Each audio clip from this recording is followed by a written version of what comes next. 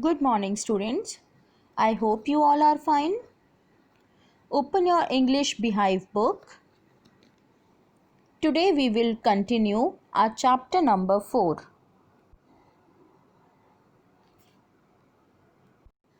A truly beautiful mind. Page number 46. This chapter is about Albert Einstein. We all know him as a great scientist. This chapter is a short biography where some of his qualities have been highlighted. First of all, we would like to discuss difficult words that would come across in this video. First one is destined, means fate, predetermined set of events that has to happen in the near future. Second, freak.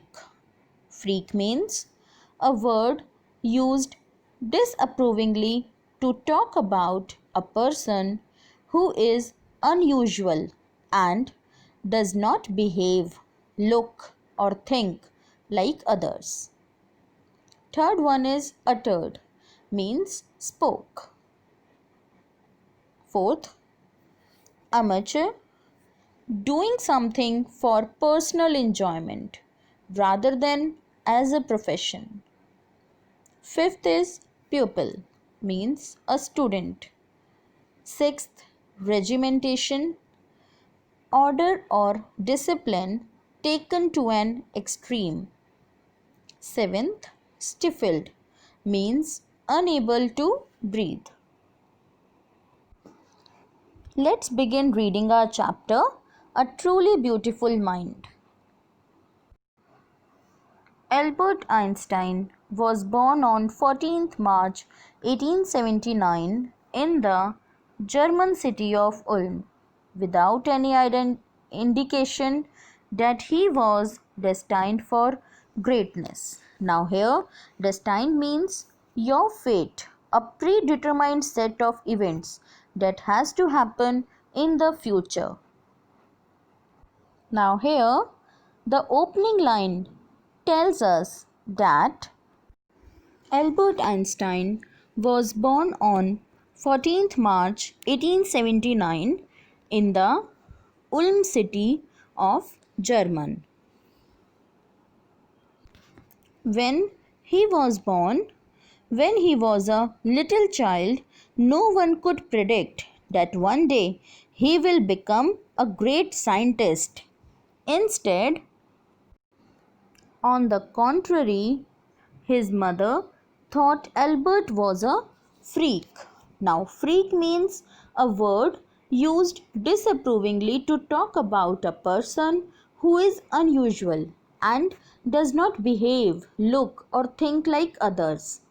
So, in fact, Albert's mother thought that Albert was a freak. So, he did not behave, he did not talk, he did not look like normal people did. So, he was different from the children of his age, and his mother thought that he was a freak. He was behaving abnormally. He was not behaving like normal child. In fact, it was seen as if he had lower or lesser intelligence in comparison to the other children. To her, his head seemed much too large. Now, Albert's mother thought that the little boy's head was a bit too big in comparison to other children's heads. At the age of 2.5, Einstein still was not talking.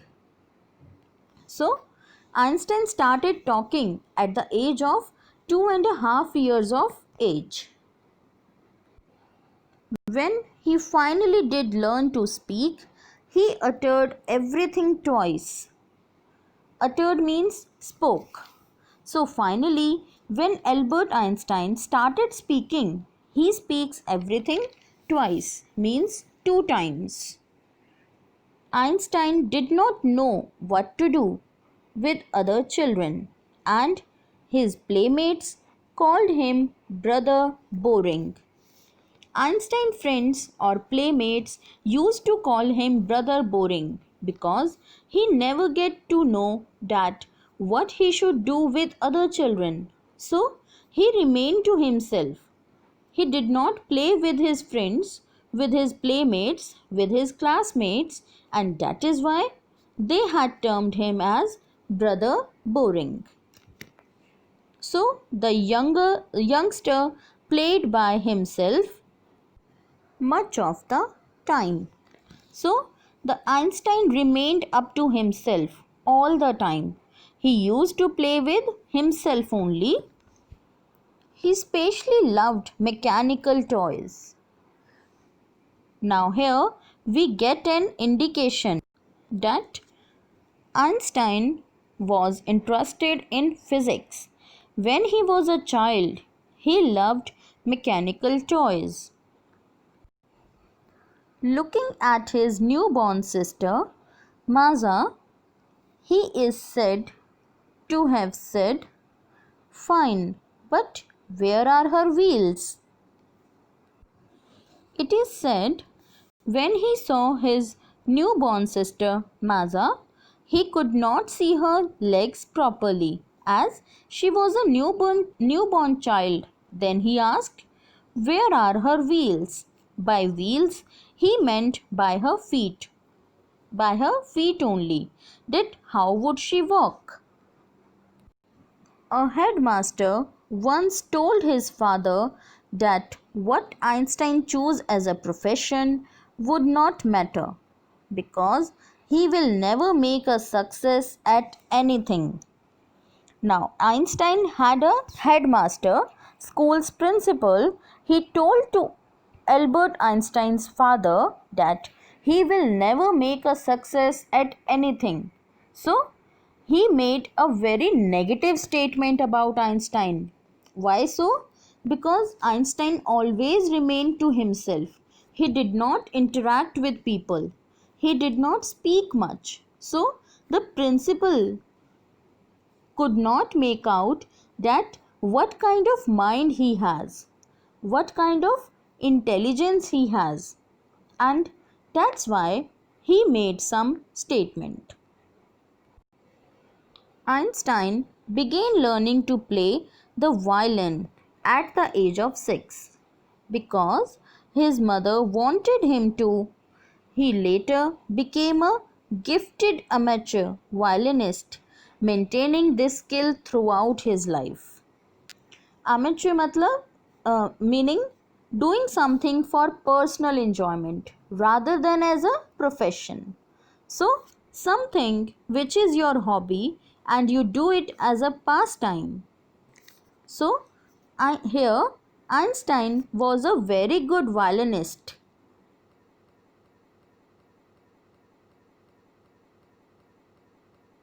At the age of 6 years only because his mother wanted him to learn playing the violin, and in his life he was an amateur violinist, so he played the violin as a hobby, not as a profession. But Albert Einstein was not a bad pupil.